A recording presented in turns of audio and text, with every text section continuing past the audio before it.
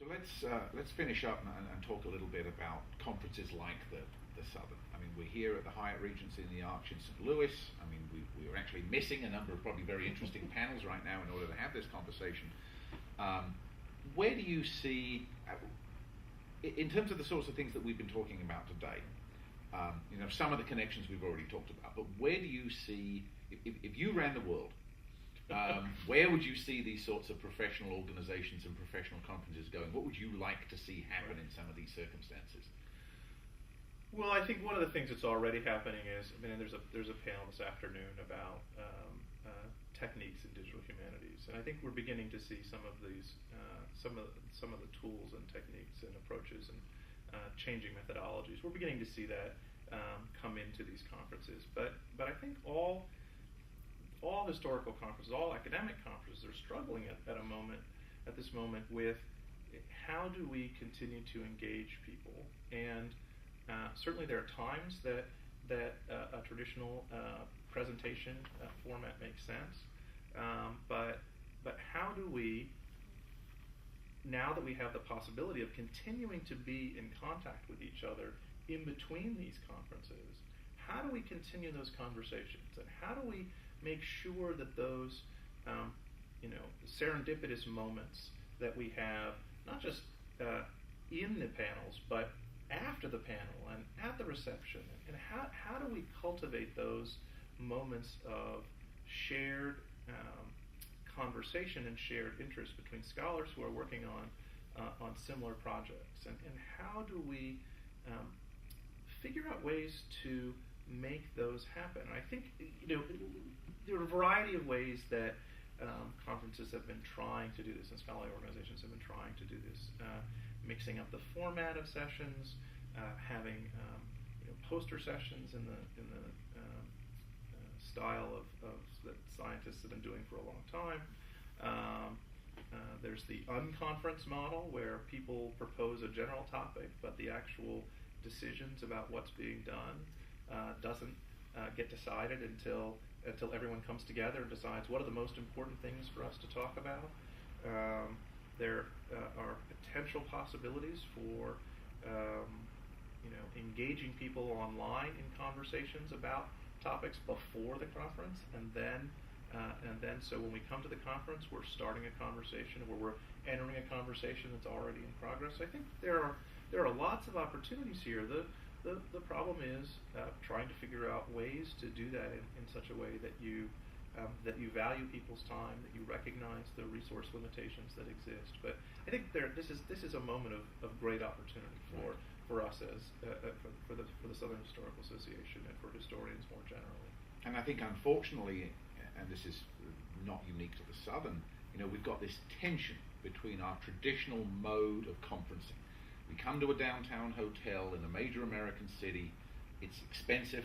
Right. The AV costs are usually, let me just say, staggering. Yes. and go from there. And actually prohibitive right. in many senses. Right. And professional organizations don't tend to have the sorts of vast budgets that allow them to do the sorts of things that Google does. Right. And so there is that tension between kind of our traditional mode of how we do things, and for good reason, right? We like to pick cities that are easy for people to get to, right. And hotels that have the capacity to take several thousand people. But it seems as though there's a tension between that and some of the other sorts of things that we're talking about here, which either are going to lead to the expenditure of really significant amounts of money in order to do what we're talking about, or are going to have to lead to some changes in the way that we conceive of our kind of professional conferences. Sure. One potential outcome, and I don't want this to happen, but one potential outcome is that people stop coming to conferences, right? And they engage solely with people of similar interests in online formats, and that we just stop gathering together in person. I hope that's not what happens, but that's a possible outcome. But I also think that there are opportunities to do targeted investments, right?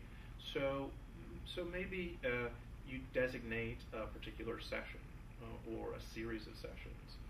So every room doesn't have AV capacity, but one room does, and it's used throughout the conference, or you have a half day of the conference that's devoted to these kinds of digital history issues that require an extra set of AV or other support.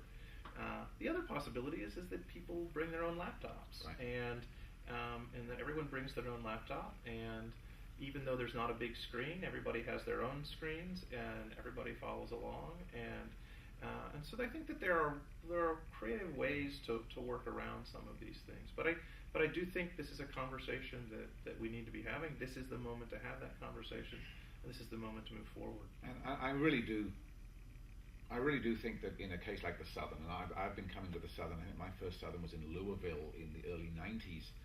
I think that it would be a crying shame if people quit coming. I started coming as a graduate student, as a master's student, in fact. This is the one conference I make sure I come to every year.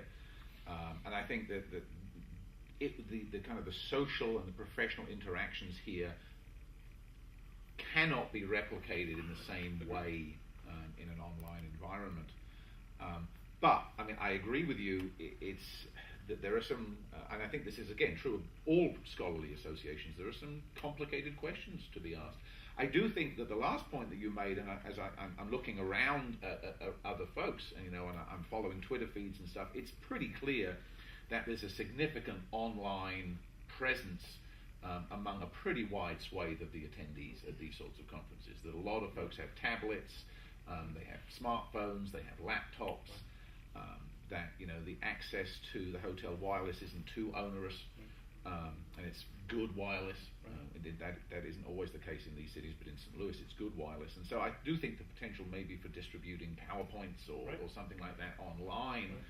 I don't know that there's any solution that's going to be able to satisfy everybody. And I'm not sure that looking for a solution that satisfies everybody is even productive. But I wonder if that's the way to go. That those sorts of presentation. I like her idea about designating a room or designating a half a day, and hopefully program committees are starting, and I think they are. But hopefully program committees are starting to think along those lines and recognizing that change is hard, but change is good, and change is necessary if we're going to keep bringing folks into these organizations. Right. I think the key is honoring the traditions, honoring the things that have worked for us, honoring the scholarship and the efforts of others, while still moving forward. This is the thing about being a historian. We spend all our time looking in the past, but we also need to be looking to the future. Right. And I think we've done a pretty good job of that, and we need to continue doing it. And I will also say, that I feel actually very good about where the Southern is in terms of its thinking about these sorts of things and its willingness. The fact that we're sitting here, and the fact that they organise this room for us, and etc. There's certainly a great deal of goodwill and willingness to work on these sorts of issues. Anything else? Okay. Yeah, I'm going to wrap up. Yeah. Well, I want to thank Jeff McClurken. He's been incredibly generous with his time, and I think he's given us an awful lot of things to think about. So thank you very much, Jeff. I really appreciate it. Thanks, Ian, for the I opportunity. look forward to seeing this again, and maybe continuing this conversation online and in other places in subsequent Southerns, maybe at Atlanta next year, or perhaps online with HNet and H South. Thanks a lot. Goodbye.